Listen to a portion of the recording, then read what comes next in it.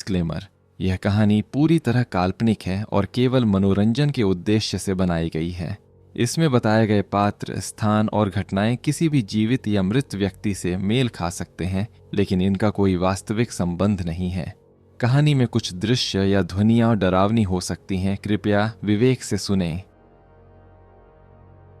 से भी बड़ा डर। खद्दद्दा खद्दद्दा खद्दद्दा खद्दद्दा। ट्रेन द्रुत गति से भागी चली जा रही थी। संध्या काल का समय था। तेज बारिश और बीच बीच में बिजली की चमक वातानुकूलित कोच की खिद्दहकियों से अपनी उपस्थिति दर्ज करा रही थी। केबिन का एकांत और यह भयावह मौसम मुझ जैसे डरपोक आदमी को और डरा रहा था। थोड़ी देर बाद गाड़ी के पहियों की रफ्तार कम हुई और एक मध्यम से स्टेशन पर गाड़ी रुकी। बारिश इतनी ज़्यादा थी कि मैं स्टेशन का नाम नहीं पा रहा था। मैं अपने केबिन में अकेला था और इस उधेड़ दहबुन में था कि कोई सह यात्री आए जिससे वार्तालाप करते करते आगे का रास्ता आसानी से काटा जा सके और एक अंदरूनी भय जो मेरे अंदर जागृत हो चुका है उससे मुझे निजात मिल सके। तभी किसी ने केबिन का दरवाज़ा खटखटाया और एक शांत सा दिखने वाला व्यक्ति केबिन में दाखिल हुआ। अपना सामान आदि व्यवस्थित करने के बाद वो मेरी तरफ देखकर मुस्कुराया और मेरी तरफ हाथ आगे बड़ा क्रूर उसने अपना परिचय दिया। मैं मिस्टर घोष, वो बोला।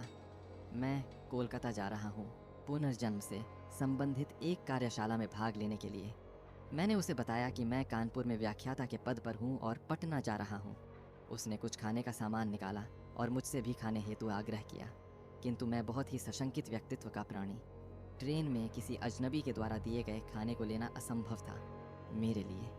मैंने बहुत विनम्रता से उसके आग्रह को ठुकराया। वो भी कम उस्ताद नहीं था।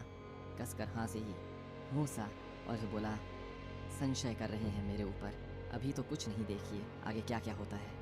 उसके यह शब्द सुनकर मुझे सांप सूंघ गया, किंतु मैंने किसी तरह अपनी घबराहट को छिपाया। कोई स्टेशन आने पर वो उतरता और ट्रेन चलने के बाद किसी दूसरे कंपार्टमेंट से KRH कर फिर आ जाता। पूछने पर बोलता कि बीच बीच में रेलवे की नौकरी भी कर लेता हूँ तो ही देर बाद मैं और वह विभिन्न विषयों पर चर्चा करने लगे। उसने पुनर्जन्म से संबंधित बातें प्रारंभ की और पुनर्जन्म को अंधविश्वास बताया।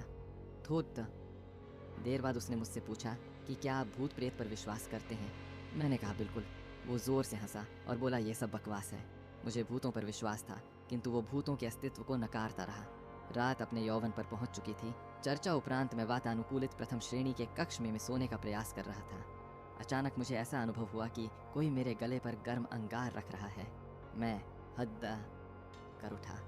कहीं कोई नहीं, मेरे अलावा उस कक्ष में मेरा वही सहयात्री था जो सामने की बर्थ पर लेटा खुद थे बेंच कर सो रहा था। मैं फिर सोने का प्रयास करने लगा। अभी आंख लगी ही थी कि मुझे अपने पेट पर बहुत तेज़ दबाव और हंसने की तेज़ आवाज़ सुनाई दी।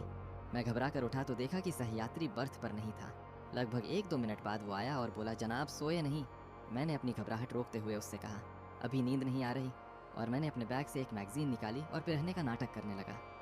सहयात्री भी बर्थ पर लेट गया और कुछ देर में उसके खर्राटे केबिन में गूंजने लगे। मैं भी थोड़ा निश्चिंत हुआ और बर्थ पर आंख बंद कर लेट गया। ट्रेन कभी धीमी होती, कभी रफ्तार DH लेती, लेकिन मेरे दिल ने अब तेज़ रफ्तार ही पकड़ी DH रखी थी। भय और घबराहट के कारण लघुशंका की इच्छा अपने आप जीवित हो जाती है और मैं टॉयलेट की तरफ मुड़ जैसे ही मैंने टॉयलेट का दरवाज़ा खोला, वो सहयात्री मुझे अंदर दिखा और मैं चिल्लाते हुए अपनी बर्थ की तरफ भागा।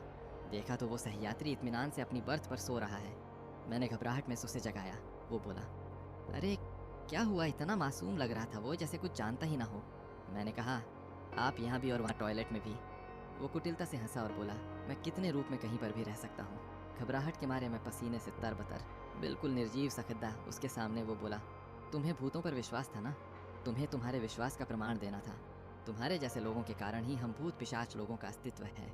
इतना कहकर वो मेरी आंखों के सामने से अचानक गायब हो गया। मैं डर के मारे अवाक और निर्जीव सा अपनी बर्थ पर बैठा था। तभी केबिन के अंदर टिकट निरीक्षक आयशा आया। उसका चेहरा देखकर मुझे बेहोशी छाने लगी, क्योंकि यह वही सहयात्री था मेरा, और वो टिकट चेक कर मुस्कुराता हुआ चला गया। समाप्त। दोस्तों, अगर आपको ये कहानी पसंद आई तो इसे एक लाइक और अपने दोस्तों के साथ शेयर ज़रूर करें। साथ ही आप कमेंट बॉक्स में बताएं कि आपको अगली कहानी किस टाइप की चाहिए, और ऐसी ही डरावनी और दिल दहला देने वाली कहानियाँ देखने के लिए महातिब्बे चैनल को सब्सक्राइब ज़रूर करें।